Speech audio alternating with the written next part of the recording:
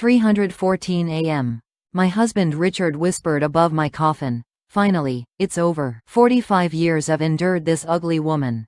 My heart should have stopped. Actually, he thought it already had. After all, I was lying in a coffin. But I was alive. I could breathe. My heart was beating. My mind was crystal clear. I just couldn't move a single finger, couldn't blink an eye. My body was like stone, but I could hear everything with terrifying clarity. 45 years. We'd been married for 45 years. And in Richard's voice, as he called our marriage something to endure, I heard nothing but cold truth. Then another voice spoke. Richard, her eyelids. They seemed to be twitching. Can dead people do that? It was Jennifer, 38 years old, 30 years younger than my husband. The woman I'd helped get a job at his company 10 years ago. My friend had begged me to help her daughter find work. And I'd asked Richard to hire her. Just nerve reflexes. Common in corpses, Richard said casually. I'm still worried. Shouldn't we make absolutely sure, like we did 5 years ago? 5 years ago? My blood ran cold. Stop talking nonsense. I paid the doctor $50,000. The death certificate is perfect. $50,000. That was the price of my life. Tears began flowing from my eyes. Despite my paralyzed body, tears still fell, running hot down my cheeks and pooling behind my ears. Richard, look, she's crying. Can corpses cry? It's just a bodily reaction. His cold hand wiped my face. The same hand that once caressed me lovingly now handled me like meat. Once we get the $3 million from insurance, we'll head straight to Florida. $3 million. My life insurance payout. Richard had been so sweet 3 months ago, insisting we needed more coverage at our age. Cancer is everywhere these days, Margaret, he'd said. So I signed. I never knew it was a $3 million death benefit. Jennifer spoke again. What about her mother? My mother. My 87-year-old mother. Tell everyone she has dementia. Ship her to a nursing home. No one will question it at her age. My body trembled with rage. They planned to lock away my perfectly healthy mother as a dementia patient. I wanted to scream, I'm alive, you monsters. But my lips wouldn't move. I couldn't even whimper in this hell. I felt the coffin being lifted. Heavy footsteps, wheels rolling. They were loading me into the hearse. 30 minutes to the crematorium, Richard said. 30 minutes until the crematorium. 1 hour until I'd be ash. But I was alive, aware of this horrific truth, about to be burned alive. Then Jennifer's words echoed in my mind, like we did 5 years ago. This wasn't their first time. The hearse started moving. With each bump, my body shifted slightly. In complete darkness, I had to listen to them. 10 years. Their affair had lasted 10 years. The woman I'd recommended to my husband's company, claiming she was a friend's daughter. What a fool I'd been. Looking at her face became torture, he said, calling his wife of 45 years an old hag, without a trace of remorse. The loving attention of the past 3 months, all an act. The flowers, the planned trips together, all lies for the insurance. Then came the most shocking revelation. Mrs. Patterson, our company director's wife who died of a sudden heart attack 5 years ago. They'd killed her too. Muscle relaxant overdose. Appears brain dead on the outside, but consciousness remains. Even worse, Jennifer confessed she'd killed her ex-husband the same way. 2 murderers were trying to kill me. We've paid off the crematorium staff. $200,000 is nothing compared to $3 million. My life, my 45 years, reduced to their calculations. 5 minutes out, Richard announced. But then, hope. I focused everything on my pinky finger. Please, just 1 millimeter. It trembled. It moved. I wasn't finished yet. Looking back, all the signs were there. 3 months ago, the changes began. Honey, I brought you coffee in bed. First time in 45 years. Just wanted to treat you right. I was touched then. Thought he'd finally matured with age. Fool, you look tired lately, Margaret. Get a checkup. Now I know. He was confirming my health status. A week later, Richard brought insurance papers. We're getting older. Let's add 1 more policy. Friends are getting cancer left and right. Monthly premium just $200. Cancer coverage. Seemed harmless. I signed. Never knew it was a $3 million death policy. After signing, Relief flickered across his face. I should have noticed. Jennifer started visiting frequently, just dropping off documents. Mrs. Thompson, the woman who'd never visited in 10 years, suddenly came twice weekly. I saw their exchanged glances, but told myself she's young enough to be his daughter. She's like family. She's only 38. Late June, Richard suggested a Caribbean vacation. Let's enjoy our remaining years, Margaret. Remaining years. I had 3 months remaining. In the Caribbean, Richard took endless photos, creating alibis, evidence of a happy couple. July became more blatant. He forced vitamins on me, insisted on vitamin shots. A doctor made house calls. Strange in this day and age. That nervous doctor with shaking hands, the one paid $50,000. After each injection, I felt dizzy, heavy, weak. That's when it started, gradually increasing the drugs to paralyze me. A week ago, the night before our hiking trip, Richard stared at my face. For the first time in 45 years, he called me beautiful. Because it would be the last face he'd see. I overheard his phone call. Tomorrow, everything goes as planned. 2 months ago, I'd found something while cleaning Richard's study. Hidden deep in a drawer, a medical textbook on clinical pharmacology. Specific pages bookmarked. Muscle relaxant overdose side effects, underlined in red pen. Respiratory failure, paralysis, consciousness maintained, but body unresponsive. Other pages had notes. Gradual dosing avoids suspicion. Increase weekly. Complete paralysis 6 hours after final dose. My hands shook. Small vials with torn labels. Over 10 bottles. Used syringes. Then a text popped up on Richard's phone from Jennifer. Are the drugs secure? We start next week. Is the doctor arranged? 50,000 will keep him quiet.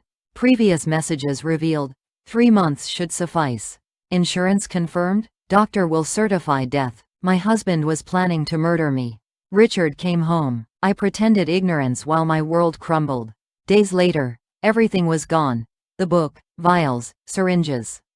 Richard had cleaned up. I should have known he'd follow through. A week ago, during the vitamin shot, I saw the doctor's terrified eyes. I wanted to refuse, but Richard's pleading look made me surrender. Cold liquid spread through my veins. Different from usual vitamins. Within a minute, dizziness hit. Vision blurred. Legs gave out. The doctor fled like a coward. Falling, I heard Richard mutter, finally beginning. Phone calls to Jennifer. 10 minutes until complete paralysis. No hospital needed. Straight to the funeral home. Doctors confirmed everything. Last thing I saw Richard's face, mixing relief with guilt. When I regained consciousness, I was already in the coffin. Time unknown, but I was definitely alive, heart beating, breathing, mind sharp. Just couldn't move, so this was their method. Appearing dead while fully conscious. Why such cruelty? To add the terror of being burned alive? Or ensuring no autopsy? I heard the funeral proceedings. Mourners' condolences. Richard's fake tears. Friends came. Poor Margaret. Heart attack while hiking. My children's voices. Mom, why so suddenly? My daughter sobbing broke my heart. I wanted to scream. I'm here. I'm alive. 3-day funeral. Cremation on the final day. Today, the hearse stopped. We'd arrived. The coffin was carried inside. 10 minutes. 5 minutes. Then, my pinky moved again. Medicine wearing off? Superhuman strength before death? Either way, hope remained. They set the coffin down in the crematorium waiting room. Everything went quiet. Final goodbyes. Richard whispered near the coffin. Rest in peace, darling. I'm sorry. Sorry? Rage flooded me. I concentrated everything into my pinky. Please, just a bit more. My finger scraped wood inside the coffin. Someone gasped. A woman's voice. Nurse or funeral worker. Wait. I heard something. Richard snapped irritably. What sound? I heard nothing. Like scratching inside the coffin. She approached, seemed to listen closely. I summoned strength again, moved 2 fingers this time. Another scratch. We need to check this. What if she's alive? Jennifer's sharp voice. What are you doing? Show respect for the dead. Still, cremation requires final confirmation. The doctor confirmed death. It's been 3 days. Protocol demands final check before cremation. The woman persisted, called someone. Director, please come here. Footsteps multiplied. Murmuring. What's happening? Sounds from inside the coffin. The director approached. Let's verify. Open it. No. Why dishonor my wife? Richard protested violently. It's mandatory. Final confirmation before cremation is required. The lid opened. Light flooded in. First light in 3 days. People peered down at me. Nurses, crematorium staff, and pale-faced Richard and Jennifer. I fought to open my eyes. My eyelids trembled slightly. Look, her eyelids. They're moving. The nurse shouted. Chaos erupted. Call a doctor. Call 911. She's alive. This woman is alive. Richard's legs buckled. Jennifer stumbled backward and fled. Medical team arrived. Oxygen mask. Injections began. Pulse detected. Blood pressure reading. Looks like muscle relaxant poisoning. Police arrived. Someone had called them. CCTV footage review. Richard and Jennifer questioned. Though I couldn't speak. Yet, my eyes conveyed everything. They tried to murder me. This is attempted murder. Hours later, at the hospital, detoxification took time. But consciousness fully returned. Finally, I could speak. My first words, my husband tried to kill me. My voice was hoarse but clear. Police came for my statement. I told them everything. The insurance 3 months ago. Richard and Jennifer's 10-year affair. The drugs and medical books in the study. The muscle relaxant, vitamin, shots. Their conversations over my coffin. Mrs. Patterson's death 5 years ago. The detective nodded. They'd already uncovered much. Crematorium CCTV caught everything. Jennifer fleeing, Richard collapsing, me opening my eyes in the coffin. More shocking facts emerged. Jennifer's ex-husband died of acute heart failure 2 years ago. She collected $500,000 in insurance. Same method suspected. Richard's accounts showed gambling debts of $1 million. Illegal gambling records confirmed. Company embezzlement of $500,000. Jennifer's real name was Catherine Mills. She'd changed identities twice before. The doctor was caught, lost his license, and faced criminal charges for the fake death certificate. My mother was safe. They hadn't moved her yet. My daughter burst into the hospital room. Mom, you're really alive. Seeing her cry made my tears flow too. Dad, how could Dad? She knew. It was already national news. Woman awakens before cremation, husband and mistress charged with attempted murder. A week later, I fully recovered. Richard and Jennifer were arrested. Attempted murder, fraud, forgery, multiple charges. Home looked the same. 45 years of memories intact. Wedding photos, family pictures, Richard's belongings. But now it all felt false. I searched the study again and found his journal. 2 years of entries about gambling addiction, mounting debt, and the decision to kill me. Decided to eliminate Margaret. Loveless marriage anyway. $1 million means fresh start with Jennifer. Loveless marriage. That's what 45 years meant to him. But the last entry read, hands shaking at the thought. But can't turn back. Margaret, I'm sorry. Sorry. That's the price of 45 years? The trial began. I saw Richard again in court, handcuffed in prisoner's uniform. Do you acknowledge the charges? Richard looked at me, then bowed his head. I acknowledge everything. Jennifer denied everything, claimed Richard coerced her. But evidence was overwhelming. Her ex-husband's case, Mrs. Patterson, CCTV, bank records, drug purchases, and crucially, my testimony about their coffin conversation. Prosecution sought maximum sentences. Attempted murder 15 years, plus fraud and forgery. Richard 20 years requested. Jennifer 25 years requested. Judgment Day. The judge's voice rang through the courtroom. Robert Thompson 18 years imprisonment. Catherine Mills 22 years imprisonment. Richard looked at me one last time. I saw regret, shame, resignation. But I turned and left. No reason to look at him again. 6 months later, I live by the ocean in a small coastal town. A modest house with mother, who at 87, remains sharp, reading newspapers and writing in her journal daily. Mother once said, "Thank God that monster's in prison. What he did to my daughter." She understood my terror in that coffin, my despair. My daughter visits often, my son sometimes. At first they mentioned their father, but not anymore. To us, he's already dead. No insurance money, obviously. But I received compensation minus $500,000 each from Richard and Jennifer. I established a victim support center with it. There were more than expected, people nearly killed by spouses. Poison in food, pushed downstairs, staged car accidents.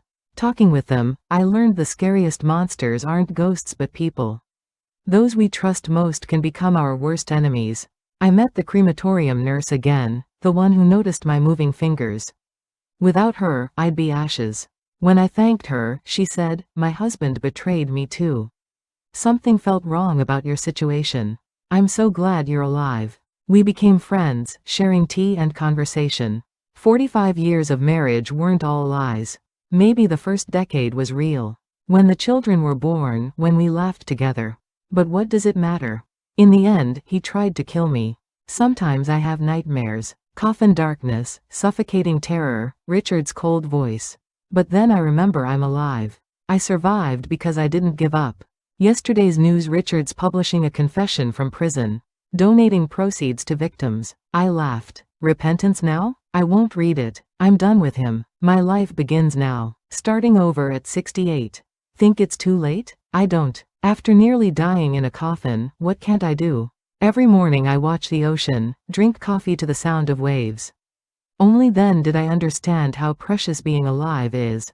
My husband of 45 years betrayed me, but I'm still alive and will keep living. Proudly, happily. That's real revenge. Richard's true feelings overheard from the coffin. It was hell. But also signaled my new beginning.